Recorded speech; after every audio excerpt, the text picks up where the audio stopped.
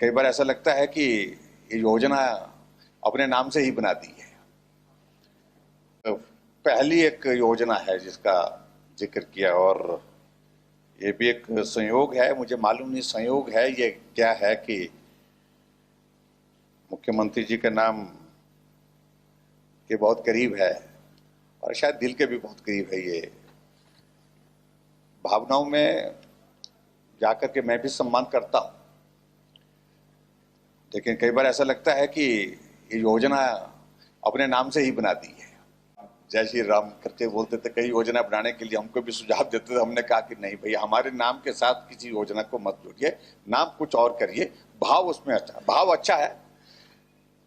हंसराज जी सुख राम जी के नाम से है जुड़ा हुआ साथ, ये आपके साथ चौधरी साहब बैठे हुए, इनके नाम से है बेलिए।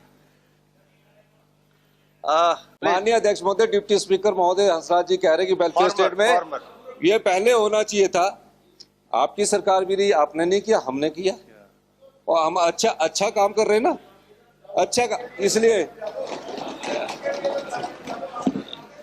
इसलिए मैं माननीय अध्यक्ष महोदय, हमारी सरकार इस कानून के बाद उन बच्चों के लिए और भी सोच रही है जिसका हम अध्ययन कर रहे हैं। क्या संविधान के अनुसार हम इस अध्ययन को, इन बच्चों को, अनाथ बच्चों को और क्या अधिकार दे सकते हैं, वो संविधान के दायरे में रहकर मैं इस मंच के इस सदन में आश्वासन देना चाहता हूं कि आगे भी उसमें सुधार करने की जरूरत है।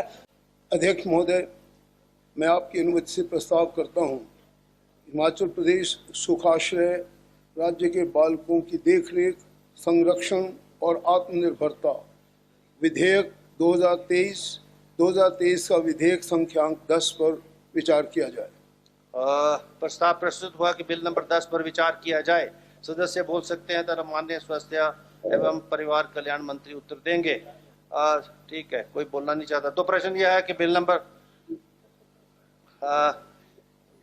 माननीय नेता प्रतिपक्ष, बस हो गया। माननीय नेता प्रतिपक्ष बोल सकते हैं, इनकी आवाज में सबकी आवाज है आपकी। माननीय अध्यक्ष महोदय, ये कांग्रेस सरकार की एक पहली एक योजना है जिसका जिक्र किया, और ये भी एक संयोग है, मुझे मालूम नहीं संयोग है ये क्या है कि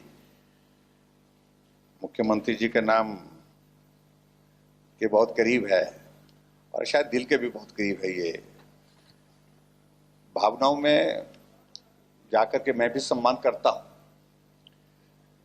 लेकिन कई बार ऐसा लगता है कि ये योजना अपने नाम से ही बना दी है।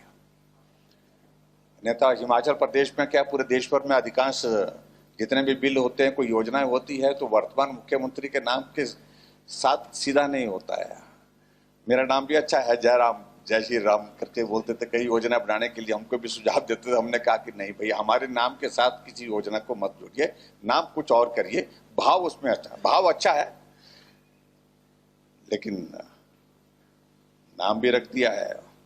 ये मुझे लगता है कि हमारे कुछ अधिकारियों की कुछ कई बार रहती है कि नेता को खुश भी कैसे किया जाए, तो वो कुछ टिप्स उनको सिखाए होते हैं ट्रेनिंग के दौरान कि भाई नेता को खुश रखना, उनको उनके स्वभाव की जो बात अच्छी लगे, उनको मूड खराब हो तो कौन सी बात कहनी चाहिए, तो ये सारी चीज मुझे लगता है कि उसका एक रिफ्लेक्शन है उस तरह से, इसलिए इस योजना का नाम इस तरह से रखा है। मैं उसमें भी बहुत ज्यादा टिप्पणी नहीं करना चाहता हूँ।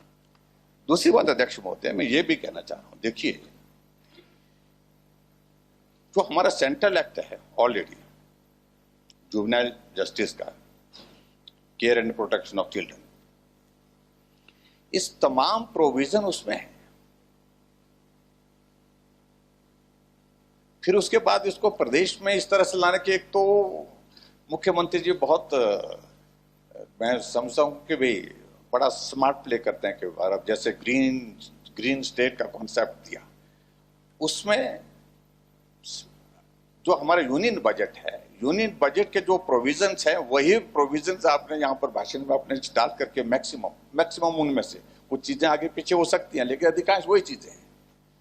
और सेम चीज इसमें हो रही है अध्यक्ष महोदय, और इसमें भी वही है कि हमारे जो सेंट्रल एक्ट ऑलरेडी वहां पर जो है वो जुवेनाइल जस्टिस का care and protection of children act 2015, उसकी ही सारी चीज को लेकर के इसमें डाला गया। जैसे मैं आपको ये कहूं, इस अगर हम कहें इसमें चैप्टर 4, सॉरी चैप्टर, इसको में जो इसमें डाले गए हैं चैप्टर 1 जो प्रिलिमिनरी है, और वो सेंट्रल एक्ट में भी चैप्टर 1 है, बिल्कुल उसमें कोई चेंज नहीं है, उसमें बिल्कुल सिमिलर है।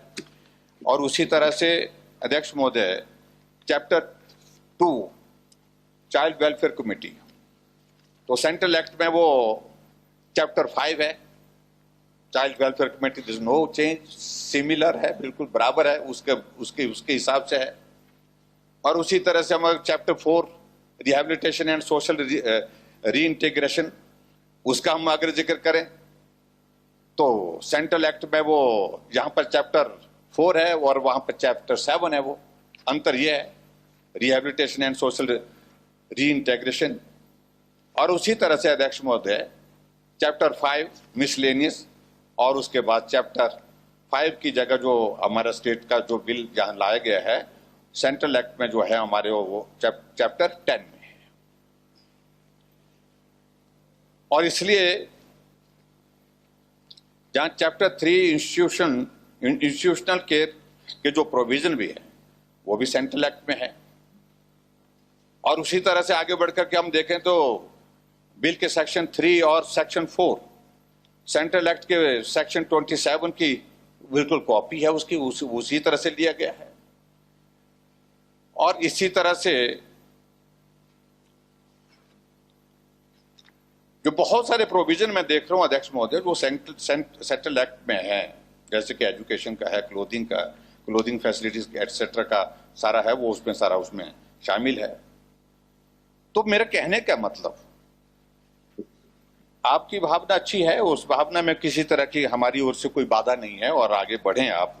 ये चीजें किसी ऐसे वर्ग के लिए करना बहुत आवश्यक भी है और उसके लिए मदद करनी। लेकिन बहुत सारी चीजें हमने अपनी भावनाएं जो हमारी पुरानी योजनाएं चल रही हैं उनकी भी भावना में देखता रहा हूं कि मुख्यमंत्री जी थोड़ा सा सुन ले। जरा लगता है कि जब कोई ऐसे विषय पर हम बोल रहे होते हैं तो मुझे लगता है कि माननीय सदस्यों को थोड़ा परहेज करना चाहिए। कम से कम हमसे मुलाकात और बात करने का अवसर बहुत कम मिलता है, आपसे तो मिलता ही रहता है। आप बात करते रहें, आराम से बैठ करके बात करते रहें, और रात को देर रात तक बैठते हैं, रात के 1 बजे 2 बजे तक बैठते हैं। इतना सारा वक्त मिलने के बावजूद हम तो थोड़ा ही बात कर रहे हैं। आप बैठिए, कोई बात। हाँ जी। लेकिन तो मेरे कहने का अभिप्राय है, ये एक इस तरह से बनता जा रहा है कि जो केंद्र ने किया वो हमको भी करना है, नाम बदल करके, नाम चेंज करके, उसमें सारे कुछ छोटी मोटी चीजों को जोड़ जाड़ करके, कट एंड पेस्ट करके इस प्रकार से ये करना। मुझे लगता है कि जो जरूरत है, जो हमारा सेंट्रल एक्ट ऑलरेडी एग्जिस्ट करता है, उसको स्ट्रेंथन करने की आवश्यकता है। और सेंट्रल एक्ट में आपको प्रोविजन दिया है, उसमें रूल्स में आप उसमें स्टेट जो है अपना कंट्रीब्यूट कर सकती है, कुछ और एडिशन कर सकती है, उसमें करने के लिए कोई आपत्ति नहीं, कोई दिक्कत नहीं, उसको आप करिए। लेकिन इस बिल को इस रूप में लाना ऐसी कि भी दो चीजों को लेकर के बहुत ज्यादा हमें कोई आपत्ति थोड़ी है किसी बात को लेकर के, कोई नई योजना हो, लेकिन उन योजना का स्वरूप क्या है, उन योजनाओं के पीछे क्या है। ग्रीन स्टेट का इतना बड़ा कॉन्सेप्ट किया कि भाई पूरे देश में ये बढ़ भी जाएगा। लेकिन आज जो वो प्रभावित बेटियां हो रही हैं, आप उस पर संज्ञान जरूर लें, ऐसा मुझे आपसे निवेदन करना है। माननीय परिवार कल्याण मंत्री जी, स्वास्थ्य मंत्री जी, विशेष तौर पर इस पर टिप्पणी करें और उस आश्रम को जो चिल्ली में चलता है हमारे चुराह में, उसको वहीं रहने दिया जाए। इतना ही मुझे कहना था। बाकी बिल तो माननीय पूर्व मुख्यमंत्री जी ने कह ही दिया है कि बहुत सारे प्रावधान ऐसे भारत सरकार के रहे हैं, पुरानी हमारी सरकारों के रहे हैं, जिसमें ऐसे बच्चों के लिए या ऐसे उनके लिए हमारे पास बहुत सारे प्रावधान हैं। इतना ही मेरे को कहना था। आपने समय दिया, आपका बहुत धन्यवाद। Thank you. इनका ये तो हंसराज जी सुखराम जी के नाम से है जुड़ा हुआ साथ, ये आपके साथ चौधरी साहब बैठे हुए, इनके नाम से है बिल ये। अब माननीय स्वास्थ्य एवं परिवार कल्याण मंत्री महोदय। अच्छा, माननीय त्रिलोक जम्वाल जी। अध्यक्ष जी, आपने मुझे हिमाचल प्रदेश सुखाश्रय बिल 2023 इसमें बोलने का मौका दिया, आपका धन्यवाद। अध्यक्ष जी, ये जो बिल आया है, मैं मानता हूं कि प्रदेश सरकार की ये अच्छी पहल हो सकती है, लेकिन इस बिल में जैसा सम्माननीय लीडर ऑफ अपोजिशन कह रहे थे, जुवेनाइल जस्टिस एक्ट 2015, इस एक्ट में जितने प्रोविजन हैं उसमें मैक्सिमम उसमें कवर्ड है। दूसरे, हमारे पास एक चाइल्ड वेलफेयर काउंसिल जो हिमाचल प्रदेश सरकार ने गठित की है, और उस काउंसिल के भी यही ऑलमोस्ट सेम काम है, और उस काउंसिल के पैटर्न सम्माननीय राज्यपाल महोदय हैं और सम्माननीय मुख्यमंत्री जी उसके सेक्रेटरी हैं। और उस काउंसिल के अंदर उसमें जो सम्माननीय मंत्री हैं वो भी उसके सदस्य हैं। उस काउंसिल के अंदर लगभग 50 इंस्टीट्यूशन चलते हैं पूरे प्रदेश में। ठीक है, डायरेक्टरेट ऑफ सोमा ये सारे उसको रेगुलेट करते हैं। इतना ही नहीं, हमारे पास चाइल्ड प्रोटेक्शन एक्ट है, उस एक्ट के तहत चाइल्ड प्रोटेक्शन कमीशन है, नॉट एक्ट। उस कमीशन के तहत पूरे प्रदेश में जो भी जुवेनाइल जितने भी हैं उनके साथ कोई मिसबिहेव ना हो, उनका रिहेबिलिटेशन कैसे हो, इन सारे विषयों के ऊपर चर्चा है। और वो ही सारी मैक्सिमम पॉइंट्स इस सुखाश्रय बिल में इंक्लूडेड है। इतना ही नहीं, इस बिल में अध्यक्ष महोदय, जब इस बिल को बनाया गया, शायद इस माननीय जैसा कहा कि मुख्यमंत्री जी के नाम से होगा, इसलिए इस बिल में उनका जिक्र ही नहीं किया है। और जब आप स्टेट लेवल की कमेटी अंडर सेक्शन 15 कर रहे हैं तो उनको इंक्लूड ही नहीं किया। जो आपने कमीशन कंस्टिट्यूट किया, उस कमीशन का आपने एक भी व्यक्ति इंक्लूड नहीं किया।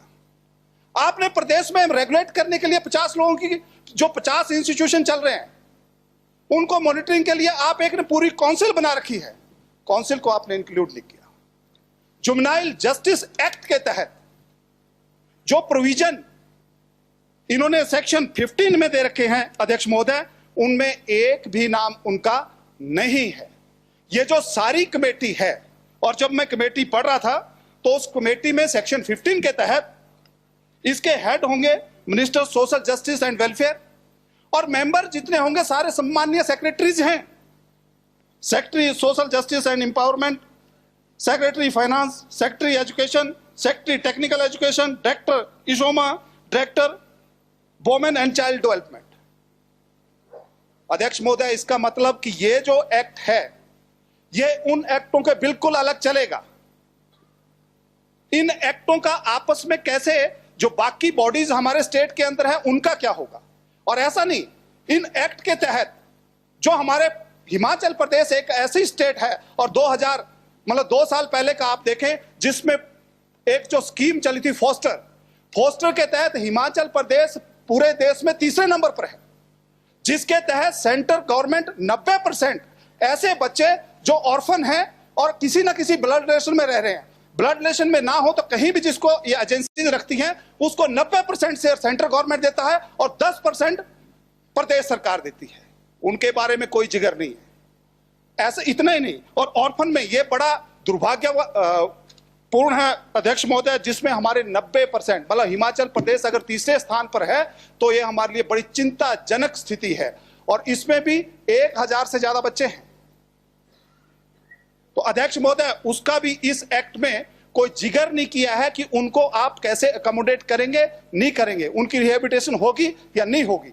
और जहां तक अध्यक्ष महोदय, मुझे लगता है एक्ट तो हम ले आए, क्या हमने एक्ट से पहले ये स्टडी की कि जो इतने हमारे 50 इंस्टीट्यूशन हैं जिनसे हमारे बच्चे बाहर निकलते हैं, 18 साल की आयु के बाद बाहर निकलते हैं, वो बच्चे आज तक गए कहां?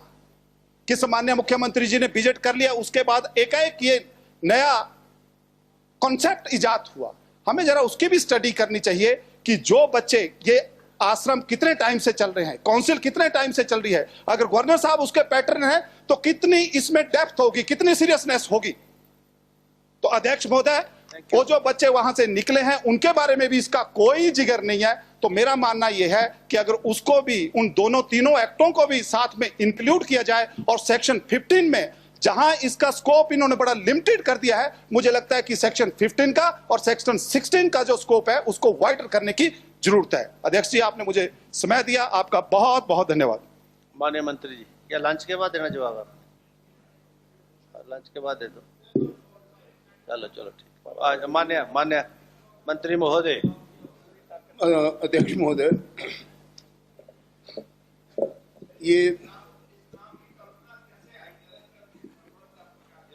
ये जो आज एक बहुत ही महत्वपूर्ण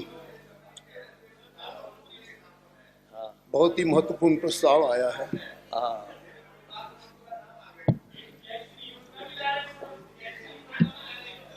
ये एक बहुत ही महत्वपूर्ण प्रस्ताव जो इस माननीय सदन में आया है अध्यक्ष महोदय, ये कहीं ना कहीं मुझे बोलना पड़ता है, शायद कुछ विचारधारा का अंतर तो अवश्य है, मुझे ऐसा लगता है। आई विश टू से कि माननीय मुख्यमंत्री महोदय ने अपना आसन ग्रहण करने से पहले सबसे पहले बालाश्रम में जाकर अपनी उपस्थिति दर्ज कराई। अपने में मैं समझता हूं कि इतिहास का एक स्वर्णिम पन्ना है, और जो कोई अच्छी बात हो तो मैं अपने माननीय पूर्व मुख्यमंत्री महोदय से विशेष सम्मान से कहना चाहूँगा, उसकी कदर जरूर करनी चाहिए, क्योंकि भावना की ओर जाना चाहिए। और जैसे पुराने ग्रंथों में कहा भी है कि जो की रही भावना जैसी, प्रभु मूरत देखी तिन तैसी। We must see something else. We must see something good. When something good is being conceived, why should we sort of pull ourselves back? That is what he says. Whole house should be together for such a sort of great action, I must say. Sukh Ashray, happy shelter for children. और सबसे बड़ी बात, ये तो एक Himachal Pradesh state council for welfare of children के रूप में आया है, जिसमें मैं स्वयं as a social justice empowerment ministry का चेयरपर्सन हूँ। हमारे साथ सभी आप लोग भी इसमें शामिल हैं, पूरा सदन इसमें शामिल है, मैं समझता हूँ। इसमें Himachal Pradesh council for welfare of children which is registered under Society Registration Act, and the mandate is to run shelters and ashram in the state. That is the spirit behind. Chapter 4. The Chapter 4 says the provision in this bill is for up to 27 years. जब तक वो अपने जीवन में पदार्पण कर जाते, ये आश्रय, ये उनको सहारा, ये उनको संबल तब तक दिया जाता है जब तक कि वो बच्चे जिनका ना कोई माँ है ना बाप है, जिनकी सरकारी माता है पिता, ये इसके पीछे आशय है। And it is provided from 18 years onward till they attain the age of 27 years. Child Welfare Committee will be notified in every district, and focus on this bill is on quality, care, protection, self-reliance till they become independent. इसके लिए ज़मीन तलाशी जाएगी, और मैं समझता हूँ उन लोगों को जिनको इसकी ज़रूरत है उन्हें लैंड भी दिया जाएगा। Clothing allowance, 5,000 for summer clothes and 5,000 for winter clothes, over and above the Juvenile Justice Act rules and regulations which are currently with us. Act will be beneficial to children residing in Child Welfare Council near the institution as well as foster care children, because they are covered under definition of orphan as given in the section, as we can see it. So कहने का मतलब ये है, in nutshell, अध्यक्ष महोदय, जो इसका आशय है वो है कि वो बच्चे जिन्हें कभी भी जीवन में कुछ करने की तमन्ना हो या कुछ उनकी आशा हो, उसको पूर्ण करना, मैं समझता हूँ अपने में एक बहुत अच्छा उदाहरण है। और मेरी इस माननीय सदन में माननीय अध्यक्ष महोदय सभी से प्रार्थना है कि हम इसका इसे कमेंट करें, and we should appreciate it and wholeheartedly pass it. Thank you so much. Good, very nice reply. अब माननीय मुख्यमंत्री wants to supplement the honorable minister. माननीय मुख्यमंत्री महोदय। माननीय अध्यक्ष महोदय, प्रतिपक्ष के नेता अपनी बात रख रहे थे, बड़ा अच्छा लग रहा था। और एक और साथी अभी कहीं चले गए, उनकी तो जुबान पर ज़्यादा जोर है, वो भी अपनी बात रख रहे थे, अच्छा लग रहा था। मैं त्रिलोक जम्वाल जी की बात का भी सवाल करूंगा। आपने कुछ बातें रखी, कुछ बातें याद रखी। अच्छा, चंबा से हंसराज जी। तो मैं उन बातों का जवाब देना चाहूंगा। पहली तो माननीय प्रतिपक्ष के नेता हमारे पूर्व मुख्यमंत्री जी, एक्ट को, जो सेंटर का एक्ट है, उसमें कोई बदलाव नहीं होता। इसलिए जब एक्ट आप पढ़ते तो उसको ले भी कर दीजिए और उस एक्ट की धाराएं आपको पढ़ के बतानी चाहिए कि केंद्र सरकार के एक्ट में ये प्रावधान किया गया, ये प्रावधान किया गया, जिसका जिक्र इन लोगों ने नहीं किया। सिर्फ प्रोटेक्शन केयर किसी अधिकारी ने पकड़ा दिया और उसके बाद इन्होंने वो बात बोल दी। ये हिंदुस्तान का पहला ऐसा एक्ट है जो हिमाचल प्रदेश विधानसभा द्वारा पारित आज किया जा रहा है। हिंदुस्तान का किसी भी हिंदुस्तान के प्रदेश में ऐसा एक्ट नहीं है, पहली बात। और दूसरी बात, मैं आपकी पूरी बात सुन रहा था, मैं तो आपको और बोलने का मौका देता हूं, बोलने दीजिए और सच्चाई सुननी चाहिए ना। दूसरा, ये स्टेट के द्वारा बजट किया गया पहला हिंदुस्तान का प्रोजेक्ट। तीसरा, इसके लिए 101 करोड़ रुपए की एफटी कोष के द्वारा यह प्रावधान किया गया। चौथा, मेरी पहली पे, और मैं सभी विधायकों से चाहूंगा, इस कोष की शुरुआत में गई और सभी विधायक, जिसमें से कई कांग्रेस के विधायक हैं और बीजेपी के विधायक भी, इसमें 1 लाख का अनुदान अगर देना चाहे अच्छे काम के लिए तो दे। ये अब आपके प्रावधान बताते हैं, आपको प्रावधान बनाते हैं। राजनीति हर जगह नहीं अच्छी लगती। राजनीति अगर हर जगह अच्छी लगेगी, फिर हम सामाजिक प्राणी कहाँ के रहे? हम ये समाज के प्राणी हैं। मैं समाज के उस अंतिम व्यक्ति तक हम पहुंचने की हमारी सरकार कोशिश कर रही है, जिसकी आवाज 75 साल में आज तक नहीं सुनी गई थी। इसलिए ऐसी कोई योजना भारत सरकार की नहीं है जो हम लेकर आए हैं। मैं उसका व्याख्यान आपके द्वारा पास करना चाहता हूं। हिमाचल प्रदेश मुख्यमंत्री सुख आश्रय कोष, ये एक ऐसी योजना आई है, ये किसी के नाम से नहीं रखी गई है। सुखराम जी का नाम है, सुखराम हो गया। मेरा नाम तो सुखविंदर है, सुखू भी नहीं है, सुखविंदर ठाकुर है। तो इसलिए इस बात को आप इंगित करने के लिए, कुछ भी कहिए, लेकिन एक ऐसी योजना आई है जो हिमाचल प्रदेश के 6000 अनाथ बच्चे जहां भी होंगे, एक तो अनाथालय में पढ़ने वाले बच्चे होते हैं, एक जो माँ बाप के पास रहने वाले या चाचों, माँ बाप की मृत्यु हो जाती है, किसी के चाचा के पास रहता है, किसी के मामा के पास रहता है, किसी के ताए के पास रहता है, उनकी कैसे व्यवस्था होनी चाहिए। ये योजना लिखते रहना कॉपी पेन से, 0 से 27 साल तक, 0 से मतलब पैदा होने के 27 साल की उम्र तक सरकार ही माता, सरकार ही पिता और चिल्ड्रन ऑफ द स्टेट का दर्जा है।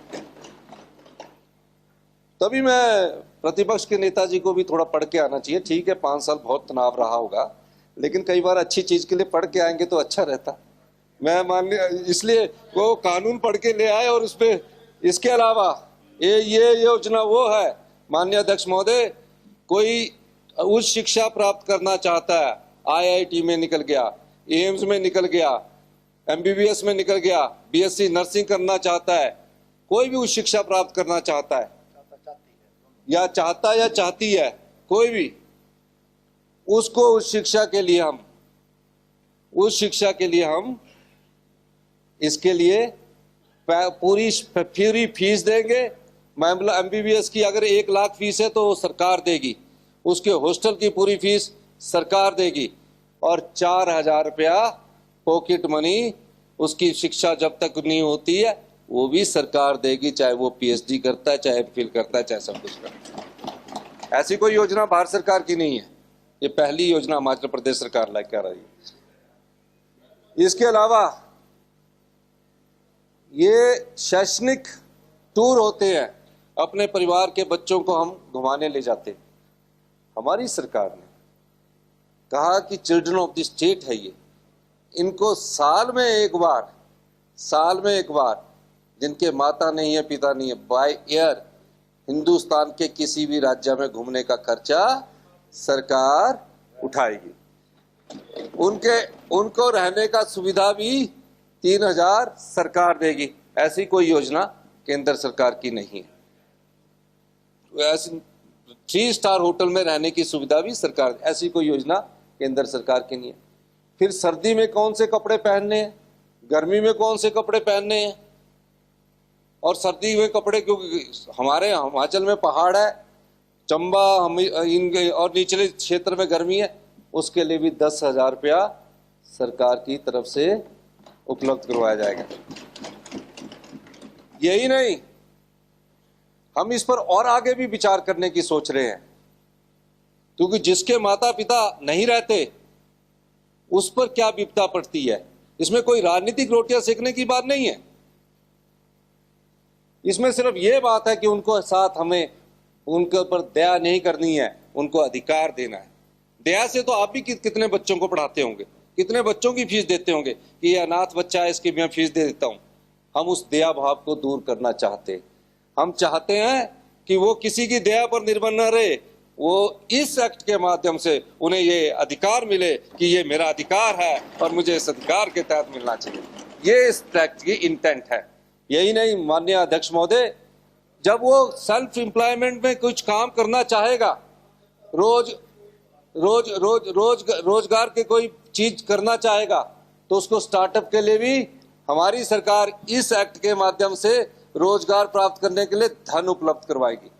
और जब माननीय अध्यक्ष महोदय, जब वो 27 साल के बाद अगर उसके पास जगह नहीं होगी, हमारी सरकार उसको 3 विषय और 4 विषय जगह उपलब्ध करवाएगी। ये इस एक्ट में प्रावधान है।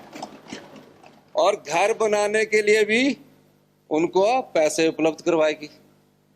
इस प्रकार की अगर कोई माननीय प्रतिपक्ष के नेता अगर कोई इस प्रकार की कोई योजना अगर भारत सरकार की है, आप हाउस पर टेबल पर ले कर सकते हैं।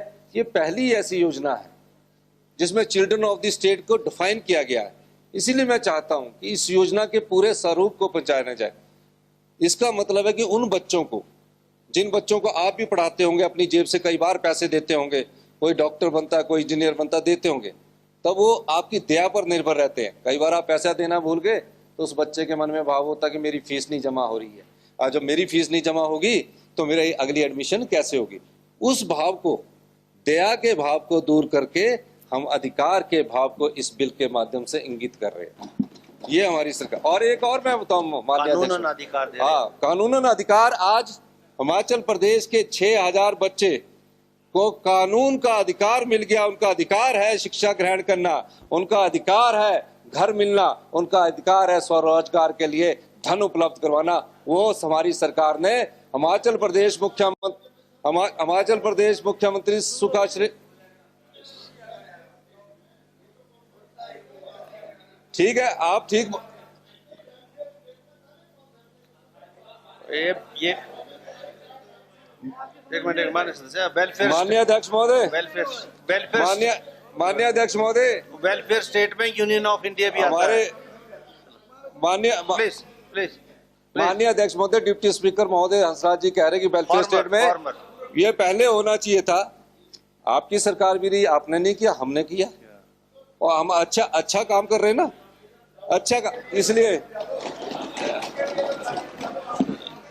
इसलिए मैं माननीय अध्यक्ष महोदय, हमारी सरकार इस कानून के बाद उन बच्चों के लिए और भी सोच रही है जिसका हम अध्ययन कर रहे हैं। क्या संविधान के अनुसार हम इस अध्ययन को इन बच्चों को, अनाथ बच्चों को और क्या अधिकार दे सकते हैं, वो संविधान के दायरे में रहकर मैं इस मंच के इस सदन में आश्वासन देना चाहता हूं कि आगे भी उसमें सुधार करने की जरूरत है।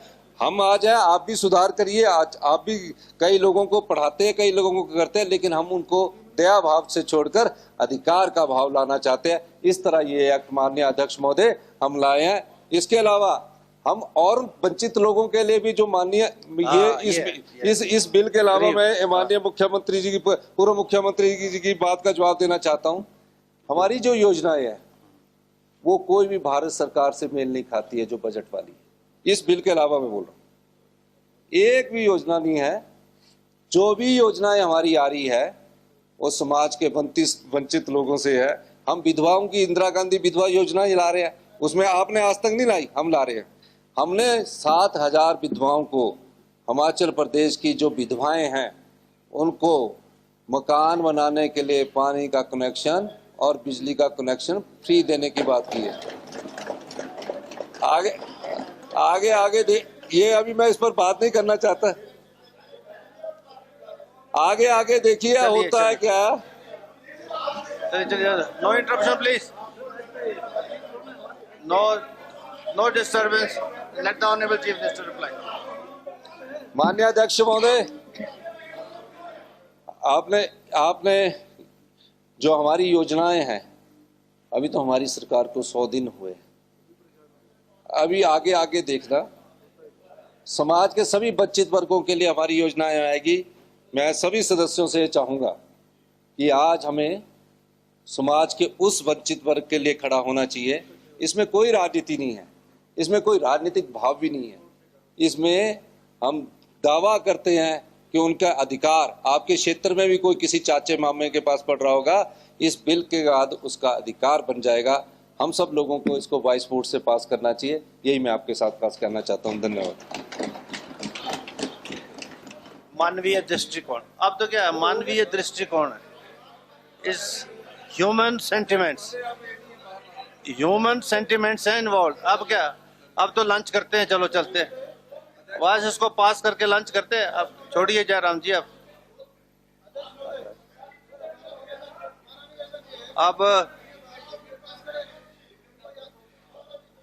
आप लोगों के पास तो एक मिनट, आप लोगों के पास तो अपॉर्चुनिटी होती है। मान्य प्रतिपक्ष नेता, एक मिनट बैठिए, एक मिनट। आपके पास तो अपॉर्चुनिटी है कि आप थोड़ी देर के बाद नेचुरल कॉल्स रिप्लाई कर लेते हैं। मेरे पास तो अभी 2 घंटे हो गए, 2.5 घंटे, मुझे भी नेचुरल कॉल को रिप्लाई करना है। तो इससे प्लीज कि टाइम इज ऑलरेडी 2.5 घंटे हो गए, डॉक्टर साहब बैठे हैं, किडनी खराब हो जाएगी। छोड़िए। अब मेरी तरफ मेरा भी ध्यान करिए जरा थोड़ा, माननीय प्रतिपक्ष के नेता। अध्यक्ष महोदय, ये तो सरकार को इतना मानवीय दृष्टिकोण आपके प्रति रखना चाहिए था। मुझे लगता है कि ये अन्याय है, अपराध है। लेकिन जहां तक माननीय मुख्यमंत्री जी यहाँ पर जब कह रहे थे, हमने राजनीतिक दृष्टि से कुछ बात का जिक्र नहीं किया। भाव में राजनीतिक प्रभाव बहुत ज्यादा दिख रहा है। बात यह है, जो आपका भाव है उसमें राजनीतिक प्रभाव हमें ज्यादा दिख रहा है। हर एक्ट कोई आता है स्टेट का, वो बाकी स्टेट से कुछ पॉइंट्स उसमें साथ होंगे, सेंट्रल एक्ट से कुछ पॉइंट्स होते हैं। मैंने नहीं कहा कि बिल्कुल कि सारा एक्ट आपने वो उठाए, कुछ एडिशंस की है हमने। लेकिन आप कह रहे हैं कि ये एक्ट अधिकार के रूप में होगा बच्चों के लिए। लेकिन अध्यक्ष महोदय, ये भी तो सत्य है कि इतनी सारी वेलफेयर स्टेट में इतनी सारी हमारी योजनाएं हैं जो ऑलरेडी जो है, ऐसा आपने उनको शामिल करके जिक्र किया है कि हम उस एक्ट के अंतर्गत जो है ये प्रोविजंस करेंगे। लेकिन ऐसा नहीं है कि पीछे की सरकारों ने कुछ किया ही नहीं। मकान देने का अधिकार, एजुकेशन का अधिकार, स्वास्थ्य का उनका जो सारा ये सारी चीजों को लेकर के हमेशा सरकारों ने किया है। और ये करें कि पहली बार ये जो पहली बार होता है ना, यहाँ जो है वो भाव से ज्यादा राजनीतिक प्रभाव, ये पहली बार तो बात ये आती है अगर ना जिक्र करें, हम ये करने जा रहे हैं, अच्छी बात है। चलिए चलिए और आप दूसरी बात अध्यक्ष महोदय, लेकिन अध्यक्ष महोदय, दूसरी बात में है, हमने भी भाव में रह करके बहुत सारे निर्णय लिए थे अपनी सरकार में, जो गरीब लोगों के लिए हैं, ऐसे लोगों के लिए हैं। हमारी तो सहारा योजना जैसी योजना, जो आदमी जिंदगी भर बिस्तर पर पड़ा रहेगा, जिंदगी भर, उसका पैसा नहीं मिल पा रहा है। चलिए भाव एक जगह नहीं दिखना चाहिए, आपने बनाया उसी पर भाव नहीं दिखना चाहिए, चलो भाव उसमें भी दिखना चाहिए। जो हमने हिमकेयर की योजना शुरू की और उस हिमकेयर का पैसा नहीं मिल पा रहा है, दर भटक रहे हैं गरीब लोग, ये भाव सबके लिए होना चाहिए। मेरा कहने का मतलब, आपने स्पेसिफिक एक आपने एक्ट के अंतर्गत जो ये प्रोविजन किए हैं, मैं उसका विरोध नहीं कर रहा हूँ, विरोध करने का सवाल नहीं है। बात सिर्फ यही है कि भाव से ज्यादा राजनीतिक प्रभाव नहीं आना चाहिए। और दूसरी बात, बार बार उन्होंने कहा कि पढ़ा नहीं। मेरी तरफ ध्यान करो आप। अध्यक्ष महोदय, ये शब्द और कहना उचित नहीं होता है। हमने सेंट्रल एक्ट की कॉपी नहीं लाई, बात अलग है, लेकिन उसके बावजूद हमने पढ़ करके सारे प्रोविजन नोट करके लाए, उसमें क्या है और इसमें क्या है, ऐसा मत कहिए। चलिए ऐसे हमने कभी नहीं बोला, ये उचित नहीं होता है, या कम से कम हमको इस बात को लेकर के सोचना चाहिए। हमने कहा कि सेंट्रल एक्ट के बहुत सारे प्रोविजन आपने ऑलरेडी सीधे उठा करके इसमें डाले हैं, और वो कुछ एडिशंस की है, कुछ नए इनिशिएटिव आपने उसमें डाले हैं उसको, और हालांकि अलग अलग स्कीम्स के अंतर्गत कवर्ड थे वो, लेकिन आपने एक्ट के इसमें प्रोविजन में डाल करके एक अलग शेप दी है उसको, उससे एक चीज अलग तरह की बनी है। मेरा कहने का मतलब, ऐसे बोलते हुए मुझे लगता कि माननीय मुख्यमंत्री जी को दूसरे की भावना का भी ख्याल रखना चाहिए। भाव से ज्यादा राजनीतिक प्रभाव पे मत जाइए, इतना कहना। माननीय मुख्यमंत्री महोदय। माननीय अध्यक्ष महोदय, हम तो प्रतिपक्ष के नेता की हमेशा से इज्जत करते आए, और हम ये कहते हैं कि जो चीज नहीं है उसको स्वीकार भी करना चाहिए। नहीं है किसी एक्ट में, और अगर आपको ये लगता है किसी एक्ट में है तो आप ले कर देना, किसी भी एक्ट में नहीं है। ये पहला हिंदुस्तान का, फिर कह रहा हूँ, पहला एक्ट ऐसा है जिसमें हमने सब सुविधाएं एंड टू एंड दी है। आपने समय दिया, बहुत बहुत धन्यवाद। Thank you. अब प्रस्ताव प्रस्तुत हुआ कि इसमें माननीय सदस्यों ने अब जो है चर्चा कर ली है, तो प्रश्न यह है कि बिल नंबर 10 पर विचार किया जाए। जो इसके पक्ष में हाँ कहें, जो इसके विरुद्ध हैं ना कहें। हाँ की हाँ में रही प्रस्ताव स्वीकार। अब बिल पर खंडशः विचार होगा। तो प्रश्न यह है कि खंड 2 से 20 तक विधेयक का अंग बने। जो इसके पक्ष में हाँ कहें, जो इसके विरुद्ध हैं ना कहें। हाँ की हाँ में रही प्रस्ताव स्वीकार। खंड 2, 3, 4, 5, 6, 7, 8, 9, 10, 11, 12, 13, 14, 15, 16, 17, 18, 19 व 20 विधेयक का अंग बने। तो प्रश्न यह है कि खंड 1 संक्षिप्त नाम और विधायी सूत्र विधेयक का अंग बने। जो इसके पक्ष में है हाँ कहें, जो इसके विरुद्ध है ना कहें। हाँ की हाँ में रही प्रस्ताव स्वीकार। खंड 1 संक्षिप्त नाम और विधायी सूत्र विधेयक का अंग बने। अब माननीय स्वास्थ्य एवं परिवार कल्याण मंत्री महोदय प्रस्ताव करेंगे कि बिल नंबर 10 को पारित किया जाए। माननीय स्वास्थ्य एवं परिवार कल्याण मंत्री महोदय। अध्यक्ष महोदय, मैं आपकी अनुमति से प्रस्ताव करता हूं कि हिमाचल प्रदेश सुखाश्रय राज्य के बालकों की देखरेख, संरक्षण और आत्मनिर्भरता विधेयक 2023 का विधेयक संख्यांक 10 को पारित किया जाए। प्रस्ताव प्रस्तुत हुआ कि हिमाचल प्रदेश सुखाश्रय राज्य के बालकों की देखरेख, संरक्षण और आत्मनिर्भरता विधेयक 2023 का विधेयक संख्या 10 को पारित किया जाए। तो प्रश्न यह है कि बिल नंबर 10 को पारित किया जाए। जो इसके पक्ष में है हाँ कहें, जो इसके विरुद्ध है ना कहें। हाँ की हाँ में रही प्रस्ताव स्वीकार। बिल पारित हुआ। हमसे जुड़े रहने के लिए हमारे YouTube चैनल को सब्सक्राइब करें और नई वीडियो की नोटिफिकेशन के लिए बेल आइकॉन को दबाएं। अगर आप ये वीडियो Facebook पर देख रहे हैं तो लाइक जरूर करें और ज्यादा से ज्यादा शेयर करें। इसी तरह के और भी अपडेट्स के लिए फॉलो करें हमारा Instagram पेज himachal.k3।